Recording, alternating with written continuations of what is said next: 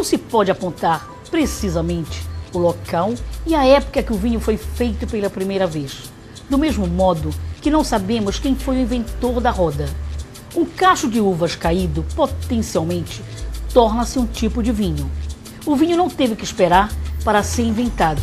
Ele estava lá, onde quer que as uvas fossem colhidas e armazenadas, em um recipiente que pudesse reter seu suco. Sabe-se sim que o vinho é indispensável e elegante. Conheça agora os vinhos mais festejados do mundo.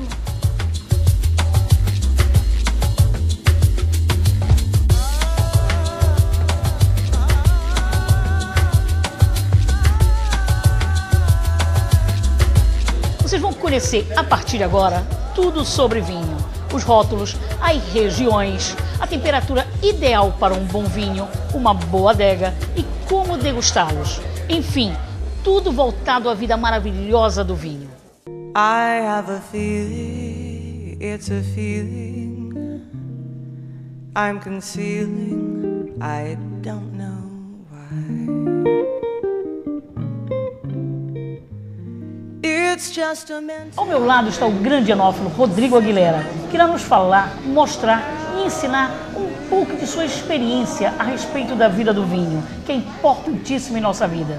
Rodrigo, obrigado por receber o Circulando aqui na Gran Cru para falar um pouquinho dos segredos do vinho. Eu agradeço, que é um prazer conversar sobre vinho, é uma paixão minha e eu acho uma bebida muito especial e eu acho que tem muita coisa para falar nessa entrevista.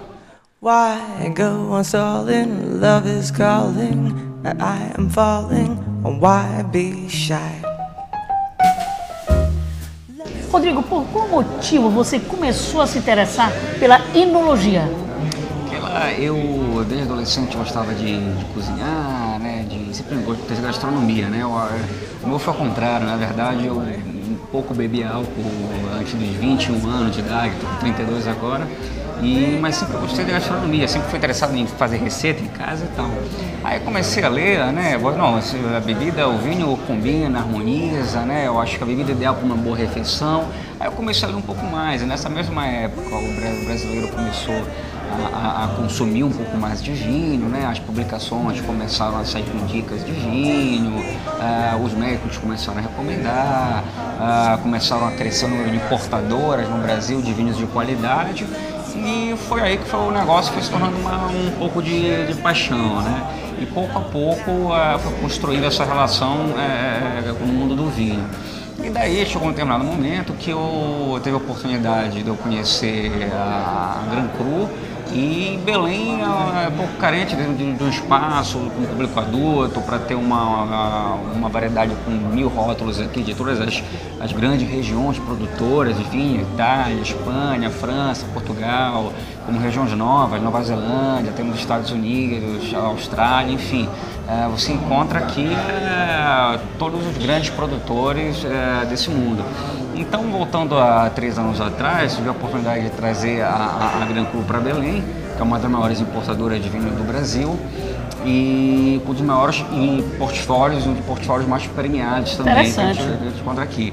E foi um sucesso imediato, porque, voltando a falar da gastronomia, eu não queria somente visionar uma loja onde você comprasse seu vinho e levasse para casa, mas onde você pudesse conversar sobre vinho, né? Você tem aqui as nossas consultoras de vinho, todas elas receberam treinamento pela melhor escola de vinho do mundo, chamada Wine Spirit Education Trust. Eu trouxe para Belém esse curso, né? Já fizemos algumas turmas aqui, não só para nossas consultoras de vinho da loja, mas como para treinamento para restaurantes. Nós vendemos vinhos para restaurantes, hoje em dia nós temos uma grande representatividade nas cartas de vinho dos restaurantes de Belém. E a ideia é essa, é um pouco de canal. O vinho também envolve ele em mitos, em coisas assim, não, que é uma bebida para rico, para intelectual. Eu acho que não tem disso. Eu brinco dizendo assim, olha, você aprende de vinho com litragem, bebendo vinho.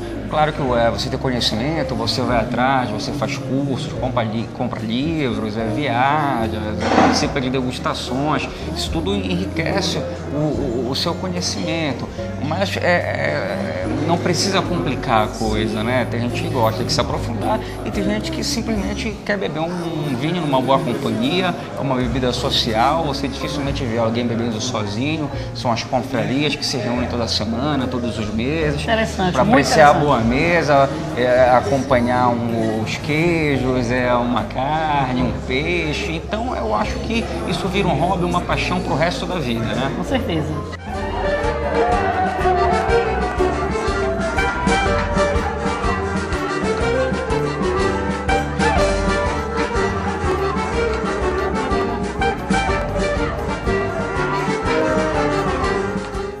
Qual a diferença de um enólogo para um enófilo para um sommelier? Aquelas pessoas, elas costumam confundir no começo, entender o que seria um enólogo, enófilo, sommelier. Então, assim, bem simples. Sommelier é a pessoa que teve um curso, um treinamento, ela estudou para aprender o serviço ideal do vinho, trabalhar num restaurante, numa casa de recepção, num evento, saber a melhor combinação no restaurante para indicar para o cliente, o serviço do vinho adequado para cada tipo, estilo de vinho, né? Já o enólogo é a pessoa que estudou, geralmente numa faculdade de enologia.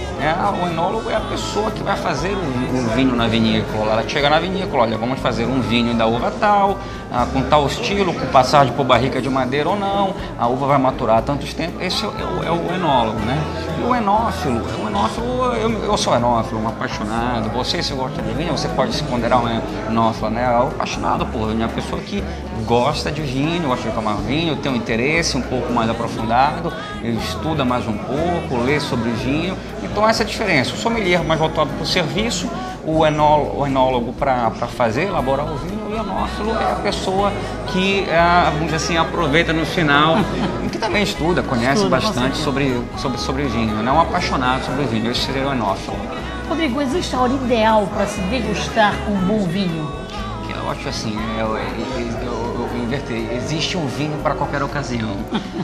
Existe o vinho para ser tomado na beira da piscina, existe o vinho para ser tomado na praia, um vinho para ser comemorado numa ocasião especial, você fechar um contrato, você um aniversário, uma comemoração. Eu acho que o vinho é uma bebida de celebração. Então, o champanhe é isso, você vê na Fórmula 1, você vê no Ano Novo, junto a uma confraria de amigos que tem um acontecimento especial, você abre o grande vinho. Então, eu diria, as pessoas falam assim, mas Belém é quente, só pode tomar vinho ar-condicionado, como é que você consegue? Acho que não. Você tem vinho rosé, você tem vinho branco, você tem os vinhos espumantes, tem que ter vinho fortificado. Então, eu poderia te falar assim de dezenas de ocasiões, exatamente, que você pode colocar o vinho junto, que você pode substituir por qualquer outra bebida. Por exemplo, se você está tomando num boteco, um petisco, um bolinho de bacalhau, você pensa numa cerveja, poderia indicar um vinho também que poderia também substituir a cerveja naquele petisco, né? Interessante, então, tá aí para vocês, telespectadores, ó. Isso é uma grande dica. Eu acho que o vinho não é uma bebida que ela é mais indicada para você acompanhar qualquer tipo de comida. Então existem brancos, tintos, rosés, fortificados, espumantes, e você vai, de acordo com o vinho e com a comida, tentar fazer uma harmonização, né, mais adequada para que tanto a comida quanto o vinho se potencialize, né, os seus aromas e sabores. Rodrigo, há anos atrás eu conheci o vinho branco, inclusive, através de uma pessoa, Ricardo Amaral, no Rio de Janeiro, na época do Hipopótamos. Ele me apresentou o vinho branco através do vinho Bolla, italiano, exatamente. A Itália produz grandes vinhos, a região do norte da Itália, do Vêneto, Friuli, temos o Prosecco, tem uvas internacionais também como o Chardonnay, assim como a Pinot Grigio, que eu falei agora do Vêneto, que é uma uva do norte da Itália. Né, apesar dos italianos também tem grandes vinhos tintos realmente, né, do Piemonte, da Toscana, a Sicília agora está muito na moda também, Montepulcianos, A Itália, o que falar da Itália? Junto com a França, são os dois maiores expoentes do vinho, os maiores consumidores. Se nós formos escolher, fazer a pergunta da ilha deserta, né? Que vinho você levaria para... Com certeza estaria entre Itália e França, né? Eu sou meio dividido entre os dois, apesar de Espanha e Portugal também merecerem, mas eu particularmente... Eu provo de tudo, Keila, mas eu acho que se fosse para escolher uma uva em uma região, eu diria que seria a Borgonha para mim na França, que a uva é a Pinot Noir, é a minha uva favorita.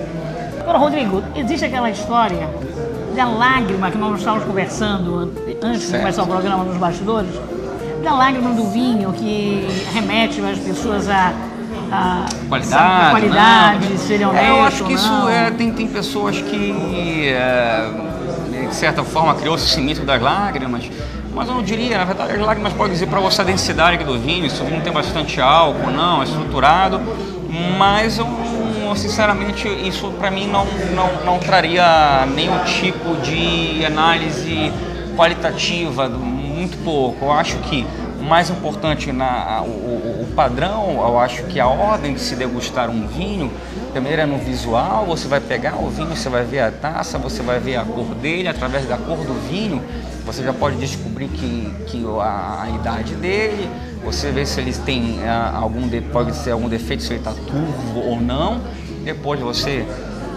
coloca o nariz, já começa a ver a intensidade aromática dele, os aromas, se ele é persistente ou não, se esse aroma fica, né, na taça, no nariz, e depois você passa para a boca. Tenta passar por toda a sua boca, pela gengiva, pelos dentes, você vai sentir pela língua os taninos, que é aquela sensação de secura na boca, a acidez que dá água na boca, o amargor que está na semente da uva. Isso é degustação, aí no final você vai ver, ó, o vinho ele fica o gosto na boca depois de tomar, ele é persistente, né? Ele tem que tipo de aromas eu posso associar? Tem madeira ou não tem? É um vinho para ser bebido jovem, um vinho para ser bebido envelhecido. Então existem N variáveis que você degustando, nessa sequência, primeiro olhando, depois no nariz, depois na boca. Essa é a percepção. E às vezes você, até sem colocar na boca, você já pode, só mesmo no aroma, dizer o estilo do vinho, né? Com a experiência que você vai tendo. Imagine que existem degustações profissionais em que um crítico de vinho num dia pode experimentar mais de 100 vinhos. Se ele for tomar realmente 5 ml daquilo ali, ele cai para trás, né? Então, nas degustações oficiais, a pessoa coloca um pouco, você passa pela boca e depois cospe no balde de degustação. Isso é muito comum. Se você for em feiras de vinho no mundo e degustações, é inviável, porque depois de tempo bastante álcool, a pessoa não consegue realmente ficar equilibrado e absorver uma quantidade enorme de vinho, né? Rodrigo, com qual frequência você costuma consumir o vinho? Você pode dar uma dica aqui para os telespectadores do Circulando? Olha, qual o seu top 5? Tem gente que toma vinho todo dia, né? Uma taça, mais que eu recomendo, né? O problema às vezes é ficar numa taça, né? Mas brincadeiras à parte, assim, o vinho é uma bebida que pode ser bebida diariamente, com moderação, né? Tem que frisar bastante também, cada pessoa tem seu limite, mas eu acho que uma taça de vinho por dia, e às vezes tem as confrarias, eu acho muito salutar, muito saudável que você tenha um grupo de amigos que se reúnam para trocar informações, para brincar, falar besteira, falar sobre vinho ou de negócios, o que seja. Mas eu sempre incentivo, monte uma confraria, junte um grupo de amigos com interesse comum e se reúna com uma periodicidade semanal, quinzenal, por mês, o que seja. Reserve a sua mesa, traga seu vinho e eu acho que a noite vai ser agradável, né? E falando da minha preferência, no meu top 5, vamos dizer assim, bem, eu colocaria um Pinot Noir da Borgonha, eu colocaria um Tempranillo espanhol clássico, eu colocaria um Piemonte, um Brunello de Montantino, né, um Barolo do Piemonte, um vinho branco da Alsácia, um Riesling, que eu adoro essa uva, um Vale do Loire também, e para terminar, só já não passei dos 5, um champanhe para comemorar. Vocês têm que guardar essa grande dica por dada por um grande enófilo que é o Rodrigo Aguilera. Eu que agradeço a participação, né? E seja à vontade aqui na nossa casa, não só nós temos um restaurante, um bistrô, você pode fazer um evento corporativo aqui também, para até 30 pessoas, reuniões, venha conhecer um pouco a casa e saber o que ela pode oferecer para você nesse mundo. Com certeza. Rodrigo, obrigado por essa entrevista e essa E vamos aula brindar maravilhosa, falando tudo sobre o segredo de um bom vinho. Obrigado, Tintin.